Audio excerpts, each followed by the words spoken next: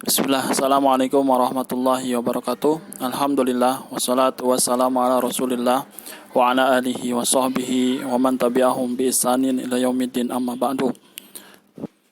Alhamdulillah, kita bersyukur kepada Allah Subhanahu wa taala yang mana telah memberikan nikmat kepada kita, ya, nikmat yang begitu banyak kepada kita, nikmat iman, nikmat Islam, dan begitu banyak nikmat-nikmat yang lain.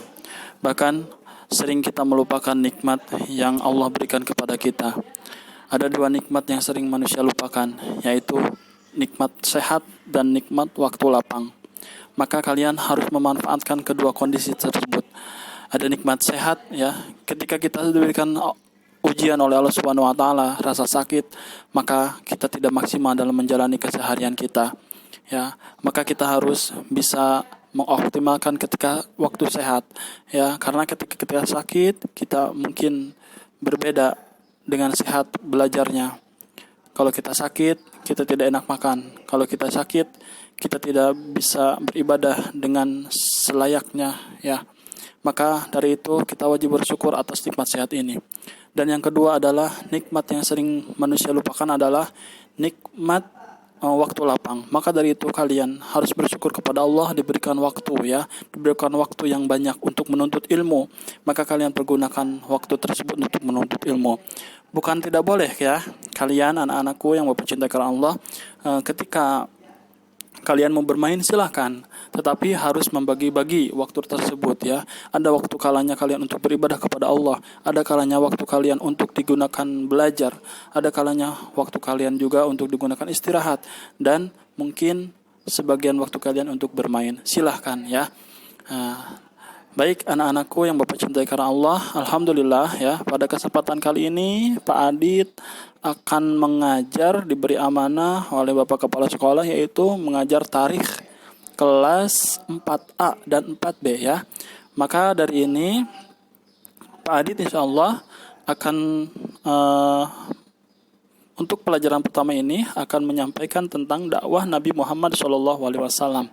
Ya, nanti kalian bisa lihat pada buku kalian masing-masing yang sudah mempunyai bukunya, bisa dilihat pada halaman 1, ya, tentang dakwah Nabi Muhammad.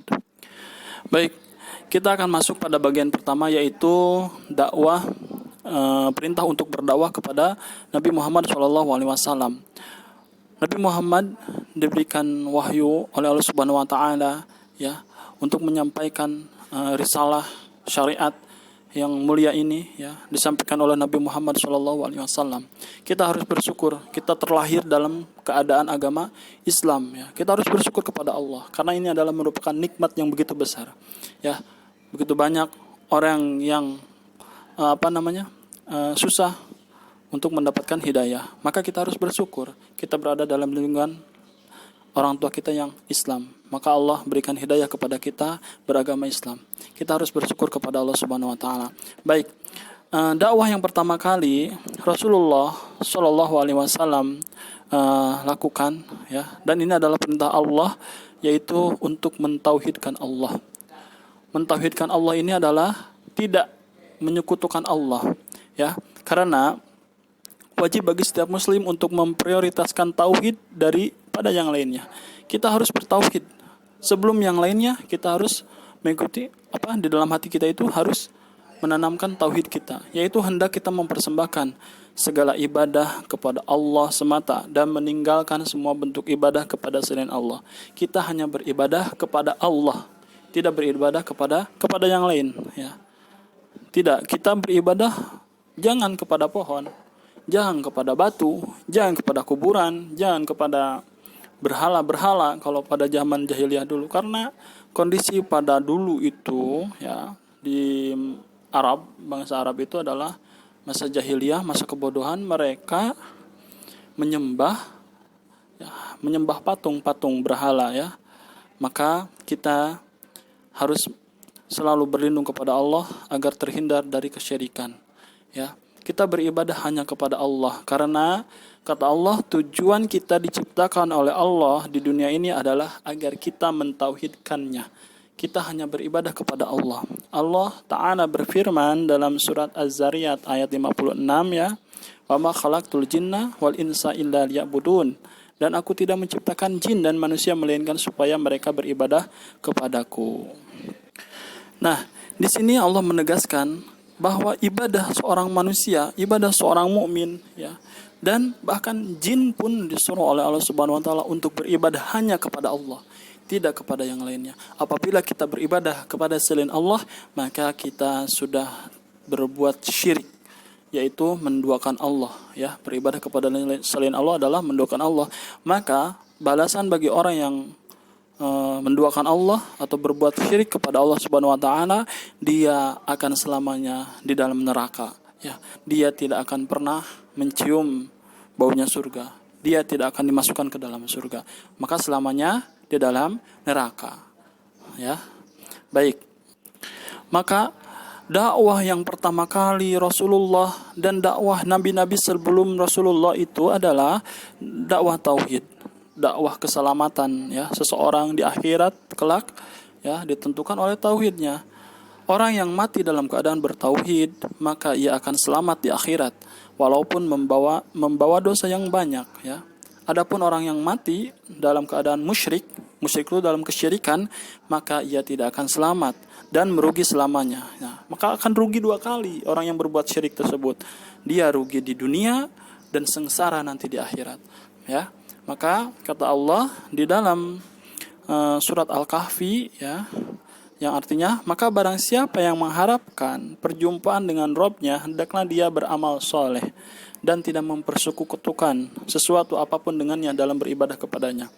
Nah, maka apabila kita ingin berjumpa dengan Allah ya nanti di surga, insya Allah mudah-mudahan Allah takdirkan kita bertemu dengan Allah di surga ya, memasukkan kita ke dalam surga ya. Kita tidak, kuncinya satu, kita tidak mempersekutukan Allah dengan apapun dan dalam beribadah ya.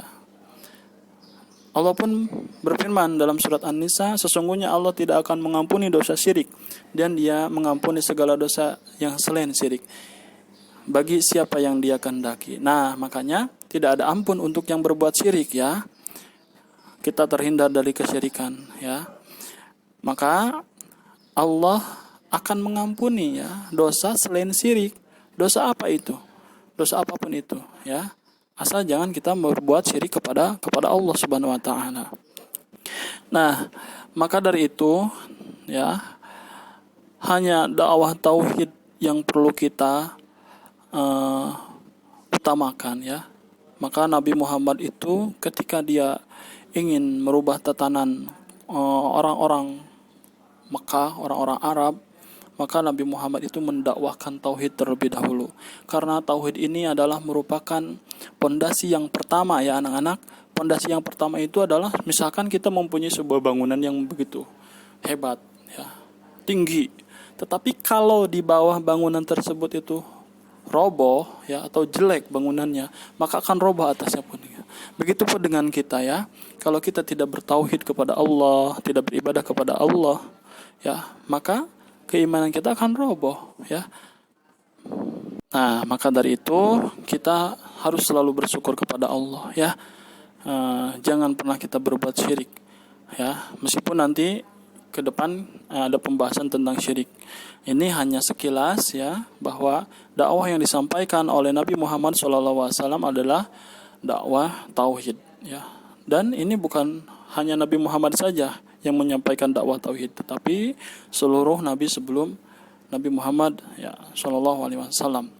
Baik, anak-anak, kita sudah mengetahuinya bahwa dakwah bahwa wahyu pertama yang diturunkan oleh Allah Subhanahu wa taala adalah ketika Rasulullah di Gua Hiro, yaitu dengan turun ayat surat Al-Alaq dari 1 sampai 5 itu wahyu pertama Rasulullah ketika diangkat menjadi seorang nabi ya.